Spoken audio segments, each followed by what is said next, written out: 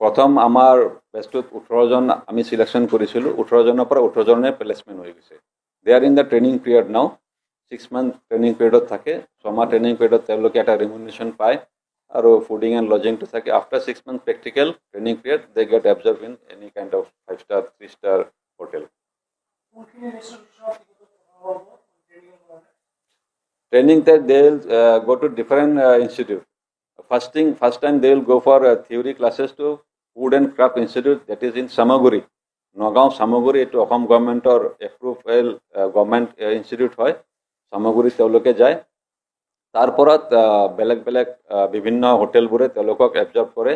বিভিন্ন ইয়াতে বিভাগ থাকে যেনেকৈ আপোনাৰ ফ্ৰণ্ট অফিচ এটা বিভাগ আছে ফুড প্ৰডাকশ্যন আছে ফুড এণ্ড বিভাৰেজেছ ছাৰ্ভিচ আছে বেকাৰী এণ্ড কনফেক্টৰী আছে হাউচকিপিং আছে তো ডিফাৰেণ্ট ফিল্ডত তেওঁলোকে এবজৰ্ব হয় বা ডিফাৰেণ্ট ফিল্ডত তেওঁলোকে ট্ৰেইনিং লোৱাৰ পিছত যাৰ যেনেকুৱা নিড আছে যিটো হোটেলত তেনেকুৱাকৈ তেওঁলোকে তেওঁলোকক এবজৰ্ব কৰি লয় food and craft institute Samaguri Nagaon যে হোটেল ইণ্ডাষ্ট্ৰিটো লাহে লাহে বুমিং হৈ আছে ইতিমধ্যে এই বছৰ আমি যেটো মানসত ফুটফলটো দেখা পালো ইট হ্যাজ ইনক্ৰিজ মোৰ দেন 3 to 4 টাইমছ এবাৰ ফুটফলটো বাঢ়ি আহিছে তো লাহে লাহে আমাৰ বিটিসি টুৰিজম ডিপাৰ্টমেণ্ট বহুতখিনি এতিয়া অগ্ৰগতি লৈছে বিভিন্ন ঠাইৰ পৰা এনকুৱাৰীবোৰ আহি থাকে বিশেষকৈ বড়োলেণ্ড আৰু অসমটো বেলেগ বুলি ভাবে বহুতে তো আমি তেনেকুৱাকৈ যেতিয়া গোটেই ক্লেৰিফিকেশ্যনটো দিওঁ যে parts of Assam and parts of India তো তেনেকুৱাকৈ আমাৰ তাত বহুতখিনি টুৰিষ্ট বাহিৰৰ পৰা এতিয়া অহা আৰম্ভ কৰিছে আৰু বিশেষকৈ মানাস আৰু ৰায়মনা এই দুটা যে আমাৰ আইটিনাৰী আছে এইটো বহুত ভালকৈ এতিয়া চলি আছে ফুটফলখিনি আমাৰ বাঢ়ি আছে আৰু ইতিমধ্যে আমাৰ স্বদেশ দৰ্শনৰ জৰিয়তে আমাৰ কোকৰাঝাৰ সাৰাউণ্ডিঙত যিখিনি ৱেটলেণ্ডবোৰ আছে সেইখিনি ডেভেলপ কৰিবৰ কাৰণে ইতিমধ্যে স্বদেশ দৰ্শন 2.0 তাৰ জৰিয়তে আপোনাৰ অলৰেডি 70 crore rupees চেংচন হৈছে আৰু আমাৰ 165 crore পাইপলাইনত আছে যে বিভিন্ন যিখিনি আমি 7টা স্পট আমি একৰ্ডত লৈছিলোঁ এই 7টা স্পট আমি ডেভেলপমেণ্ট কৰিবৰ কাৰণে গৈ আছোঁ আৰু যোৱাকালি আপোনালোকক ক'বলৈ পাই সুখী হৈছোঁ যে আমি কিছুমান architect those who are expert in bamboo architect they have come down to Boroland from last 3 days they have been in Boroland আৰু 3 দিন মান তেওঁলোকে বড়োলেণ্ডত থাকিব তো বড়োলেণ্ডত বিভিন্ন প্ৰজেক্টবোৰ আমি কেনেকুৱাকৈ ৰিইউজেবল বা সাষ্টেইনেবল প্ৰজেক্ট আমি বনাব পাৰোঁ আমি এতিয়া সবতে কনক্ৰিট জংগল বনাই আছোঁ আমাৰ টুৰিষ্ট স্পট যিখিনি আছে এইটো আপোনালোকে জানে প্ৰায়খিনি আমাৰ ফৰেষ্টৰ পেৰিফেৰিত আছে য'ত আমি কনক্ৰিট কনষ্ট্ৰাকশ্যন একচুৱেলি কৰিব নোৱাৰোঁ তাৰ বাবে অল্টাৰনেটিভ যেটো আছে হেতু হল যে বেম্বো দি আমি বহুতখিনি কনষ্ট্ৰাকশ্যন কৰিব পাৰোঁ তাৰে এক্সপাৰ্ট লৰি বেকাৰ বুলি কয় they are expert in this work from last 100 years before ইণ্ডিপেণ্ডেন্সৰ পৰা তেওঁলোকে ভাৰতত কাম কৰি আছে তো তেওঁলোকৰ টিম আহিছে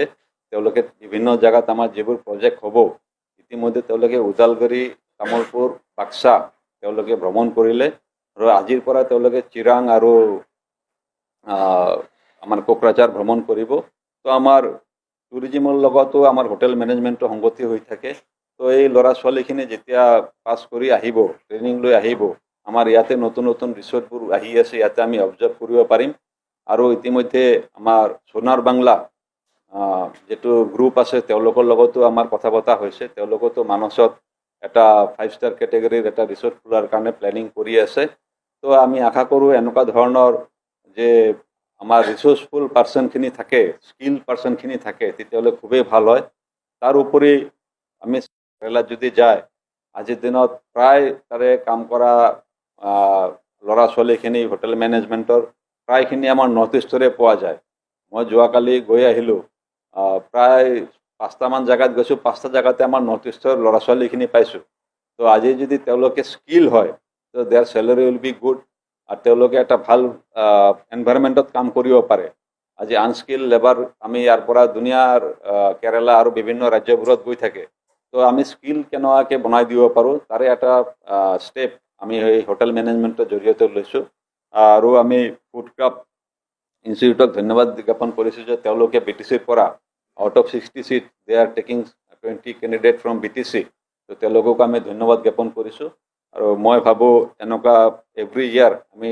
20জনকৈ পঠাই আছোঁ। তো এইটো মোৰ ডিপাৰ্টমেণ্টৰ পৰা আমাৰ ডিপাৰ্টমেণ্টৰ সকলো ষ্টাফৰ চেষ্টাত আজি আমাৰ এই কামখিনি হ'বলৈ সক্ষম হৈছে। বহুত নিকাষে আমি প্ৰচেছখিনি কৰিছোঁ, চিলেকশ্যনখিনি কৰিছোঁ। তো আমি ভাবোঁ যে তেওঁলোকে নিজকে স্কিল কৰি কেনে আৰু আগন্তুক দিনত তেওঁলোকে নিজৰ ভৰিত থিয় হ'ব পাৰিব, এষ্টাব্লিছ হ'ব পাৰিব।